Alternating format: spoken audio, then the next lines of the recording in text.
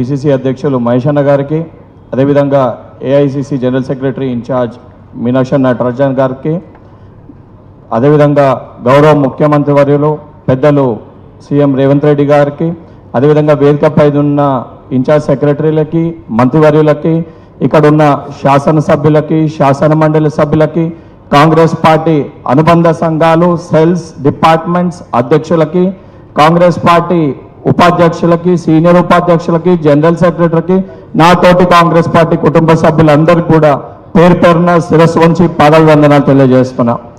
ముఖ్యంగా ఈరోజు organisations issues పైన మాట్లాడమని చెప్పి పెద్దలు పిసిసి అధ్యక్షులు గారు నాకు అవకాశం ఇచ్చారు. 2015లో నేను మొట్టమొదటిసారి ఎన్ఎస్ఓ రాష్ట్ర అధ్యక్షునిగా ఎన్నుకోబడ్డాను. ఆ రోజు గౌరవ పెద్దలు ఉత్తమ్ కుమార్ రెడ్డి గారు పిసిసి అధ్యక్షునిగా ఉండే.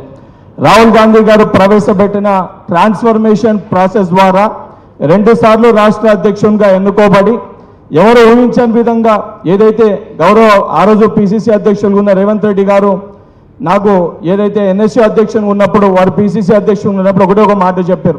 ఏదైతే సంబంధించి విద్యార్థులకు సంబంధించిన ఇష్యూస్ ఏమన్నా ఉంటే దానిపైన నువ్వు కష్టపడి పోరాటం చేయు, నీ విభాగానికి సంబంధించి నువ్వు నిలబడి కొట్లాడితే తప్పనిసరిగా మీకు గుర్తింపు లభిస్తుందని చెప్పని ఆ రోజు రేవంత్ రెడ్డి గారు వర్కింగ్ ప్రెసిడెంట్ ఆర్గనైజేషన్ చూస్తున్న మహేష్ కుమార్ గౌడ్ గారు చెప్పడం జరిగింది. అదేవిధంగా ఏదైతే నాకు ప్రోత్సాహం ఇచ్చి మా జిల్లాకు సంబంధించి కరీంనగర్కి వెళ్ళి ప్రాతినిధ్యం వహిస్తున్న పొన్నం ప్రభాకర్ గారు, శ్రీధర్ బాబు గారు కూడా అదే మాట చెప్పారు. వారు చెప్పిన మాట మేరకు రాహుల్ గాంధీ గారు ప్రవేశపెట్టిన ట్రాన్స్ఫర్మేషన్ ప్రాసెస్ ద్వారా ఇక్కడ ఉన్న నేను వారు చెప్పిన మాటని అనుసరించి ఏదైతే ఇష్యూస్ పైన పోరాటం చేసినందుకు ఊహించకుండా ఏదైతే నేను కూడా ఎక్స్పెక్ట్ చేయలేదు, ఎమ్మెల్సీగా నా పేరు ప్రకటన వచ్చే వరకు కూడా నాకు ఎమ్మెల్సీ వస్తుంది, నాకు ఎమ్మెల్సీ పేరు కూడా కనీసం టీవీలో వస్తే కూడా నేను అనుకున్నా నిజంగా ఎమ్మెల్సీ నాకు ఇచ్చిరా అని చెప్పి నేనే ఒక ఆలోచనలు ఉండే. తర్వాత శ్రీధర్ బాబు గారు నాకు వారు సీఎం గారితో ఉండి కాల్ చేసి వెంకట్ను నామినేషన్స్కి ప్రిపేర్ చేసుకో అని చెప్పారు.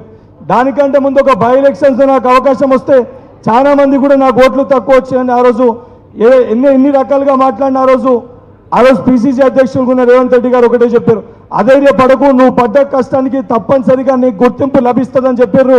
నేను జైల్లో ఉన్నప్పుడు రాహుల్ గాంధీ గారిని జైలుకి తీసుకొని వచ్చి ఏదైతే ఆ రోజు ఎన్ఎస్ఐ సైనికులం మేము కార్యకర్తలం లోపల ఉంటే మాకు ఒక భరోసాని, ధైర్యాన్ని ఈరోజు కాంగ్రెస్ పార్టీ మాకు కల్పించింది. ఎందుకంటే నేను ఒక సాధారణమైన మధ్యతరగతి కుటుంబంలోకి వచ్చిన వ్యక్తిని. నేను ఒక సింగిల్ పేరెంట్, ఒక మదర్, ఒక సింగిల్ పేరెంట్ పెంచిన ఒక బిడ్డని. ఈరోజు కేవలం ఆర్గనైజేషన్ని నమ్ముకొని కష్టపడితే తప్పనిసరిగా గుర్తింపు వస్తుందని చెప్పని ఈరోజు నిలువెత్తు ఉదాహరణ ఇక్కడ ఉన్న వ్యక్తులలో నేను. ఎందుకంటే అతి చిన్న వయసులో భారతదేశంలోనే చరిత్ర సృష్టించే విధంగా కాంగ్రెస్ పార్టీ 31 సంవత్సరాలు ఉన్న నాకు ఎమ్మెల్సీగా అవకాశం కల్పించింది.